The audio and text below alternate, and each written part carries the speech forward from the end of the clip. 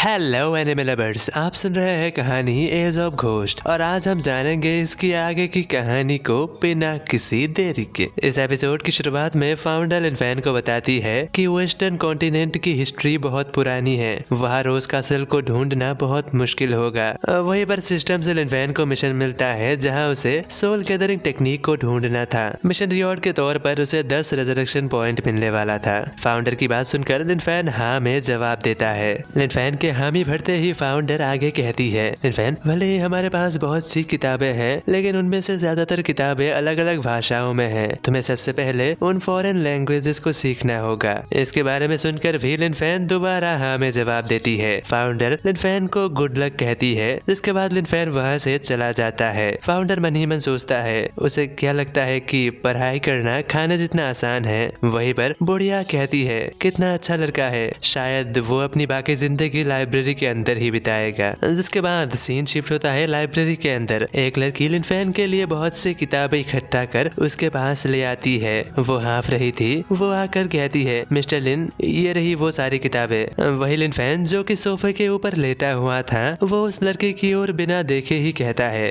तुम्हारा शुक्रिया, उन्हें वहीं पर रख दो। वही लिनफेन भी जानता था कि अगर वो अभी इन किताबों को पढ़ने बैठा तो शायद पूरी जिंदगी निकल जाएगी। इसीलिए लिनफेन आवाज लगाता है, हर कोई बाहर आ जाओ। लिनफेन की सभी घोस्ट स्पिरिट्स बाहर आकर उनमें से हर एक किताब को पढ़ने लगता है। जहाँ लिनफेन का प्लान सिंपल था, वो अपने सभी घोस्ट स्पिरिट के साथ माइंड लिंक द्वारा जुड़कर उनकी सारी जानकारियां अपने दिमाग में सोते सोते ही ले पाएगा। लिनफेन अभी भी सोफे पर लेटा हुआ था। वो खुद से ही कहता है, मैं कितना स्मार्ट हूँ ना। सीन शिफ्ट होता है एक दिन बाद, जहाँ पर फाउंडर लाइब्रेरी में आती है। फाउंडर को देखकर लाइब्रेरियन हैरान हो जाती है। वो कहती है, फाउंडर आप।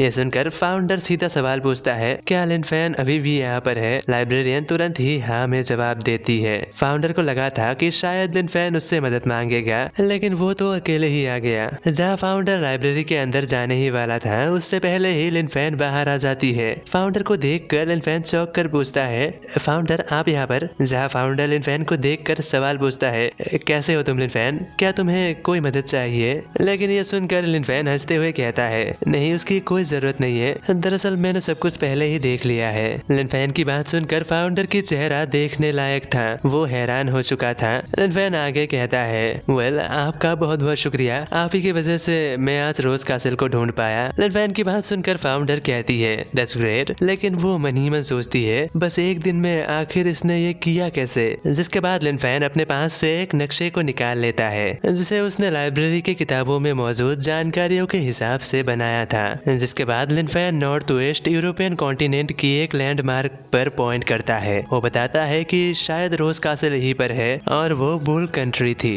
जहाँ शायद रोज कासल 300 साल पहले मौजूद थी। वही नक्शे में उस जगह को देखकर फाउंडर कहती है, लेकिन वो तो बहुत दूर है। कहा जाता है कि ये जगह वैम्पायर्स और डीमन हंटर्स की जन्मभूमि है और अतीत में ये सबसे पावरफुल एम्पायर्स में से एक थी और एंजल्स का भी जन्म यूरोपियन कॉन्टिनेंट पर ही हुआ था। शायद वो जगह बुल कंट्री के आसपास ही होगा। जहाँ फाउंडर कहती है, क्या पता बुल कंट्री में जाते हुए शायद से तुम एंजल्स के टेरिटरी में पहुंच जाओ, ये बहुत ही ज्यादा खतरनाक होगा। फाउंडर की बात सुनकर लिनफेन कहता है, इसलिए ही तो मैं घूम कर जाऊंगा। जहाँ नक्शे के ऊपर लिनफेन के रास्ते को दिखाया जाता है। सबसे पहले वो इंडिया के ऊपर से होकर ईरान, जिसके बाद वो अफ्रीकन कॉन्टिनेंट को पार करके बोट की मदद से वो अपने डेस्टिनेशन तक पहुंच जाएगा। लिनफेन अगर चाहता तो वो जवान हुआ की फ्लैश स्किल का भी इस्तेमाल कर सकता था, लेकिन वो जगह लिनफेन के लिए पूरी तरह से अनजान थी। वहाँ पर फ्लैश स्किल का इस्तेमाल करके जाना उसके लिए भी खतरनाक हो सकता था। इसलिए वो डिसाइड करता है कि अभी के लिए वो जवान हुआ की फ्लैश स्किल को बचा कर रखेगा और बस इमरजेंसी पर ही उसे इस्तेमाल करेगा। जहाँ फाउंडर कहती है, यह सब तो ठीक है, लेकिन मैं तुम्हारे साथ नहीं आ सकती, मुझे यही रुकना होगा। ये सुनकर लिनफेन कहता है, हाँ, आपको परेशान होने की कोई जरूरत नहीं है, वैसे जाने से पहले मुझे आपसे एक मदद चाहिए थी। क्या आप ब्लैक शैडो घोस्ट स्पिरिट के ऊपर नजर रख सकते हैं? फाउंडर कहती है, ये भी कोई पूछने की बात है, मैं वैसे भी उसके ऊपर नजर रखने वाली थी। जहाँ फाउंडर कहती है, तुम्हें एक और चीज दिखानी थी। फाउंडर अपनी हाथ ऊपर करती है, उसके हाथ पर एनर्जी घूमने लगती है और अचानक पूरी लाइब्रेरी टूटने लगती है और अगले ही पल लिनफेन फाउंडर के साथ खुद को हेडक्वार्टर के ऊपर पाता है। अपने आसपास की तबाही देखकर लिनफेन की आंखें फटी की फटी रह जाती है। लिनफेन को हैरान ध्यान देख फाउंडर कहती है, हाँ मैं जितनी बार भी भविष्य देखने की कोशिश करती हूँ रिजल्ट हमेशा ही एक जैसा ही रहती है। मैं कई बार इसके कारण को ढूंढने की कोशिश कर चुकी हूँ। लिनफेन सवाल पूछता है,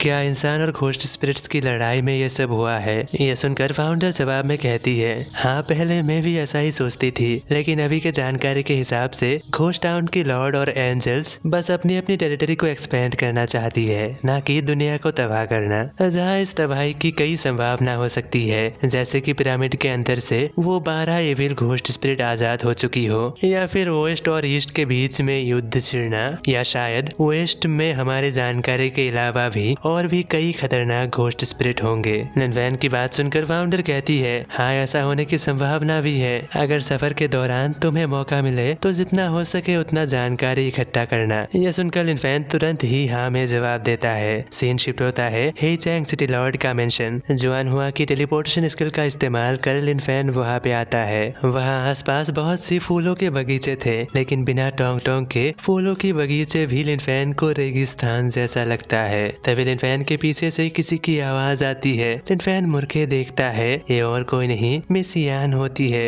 मिस यान को देखते ही लिनफेन के आंखों में आंसू झलक आती है। वो आगे बढ़ के मिस यान से लिपट जाती है। लिनफेन को परेशान देख वो कहती है, लिनफेन कोई बात नहीं, मैं तुम्हारे साथ हूँ। जिसके बाद लिनफेन सिटी लॉर्ड की बेटी लैंग यू और मिस यान से अलविदा कहकर अपने सफर के लिए निकल पड़ता है। सफर के बीच में लिनफेन का सामना कई घोस्ट स्पिरिट्स से होता है, लेकिन लिनफेन उन सभी को मार कर बस आगे बढ़ता है। और ऐसे ही उन सभी घोस्ट स्पिरिट को मारते हुए लिनफेन एक पहाड़ी के चोटी के ऊपर पहुंचता है। इस पहाड़ी को पार करते ही वेस्ट शुरू होता है और उसके जरूरत के हिसाब से लिनफेन छोटी बहन से कहकर सैटेलाइट को दूसरी ओर शिफ्ट करवाता है, ताकि सही से कम्युनिकेशन हो सके। जहाँ पर छोटी बहन लिनफेन से कहती है, मैंने तुम्हारा काम कर दिया है, लेकिन लिनफेन संभल कर वेस्ट की ओर बहुत से पावरफुल घोस्ट स्पिरिट्स है और ईस्ट के मुकाबले वहाँ पर कुछ ज्यादा ही घोस्ट स्पिरिट्स है। ये सुनकर लिनफेन कहता है, हाँ ठीक है, तुम्हारा शुक्रिया। वही पास ही में दो लोग पहाड़ी चढ़ रहे थे। उनकी नजर लिनफेन की ओर पड़ता है। सूरज की तेज रोशनी में बस लिनफेन की काली परछाई ही दिखती है। उसे देखकर उन्हें लगता है कि शायद से ये भगवान होगा जो कि धरती पे उतर आ चुका है। लिनफेन अपनी घोस्ट हॉर्स के साथ आसमान में छलांग लगाती है। दोनों लोगों को लगता है कि उन्होंने अपनी आंखों से भगवान देख लिया हो।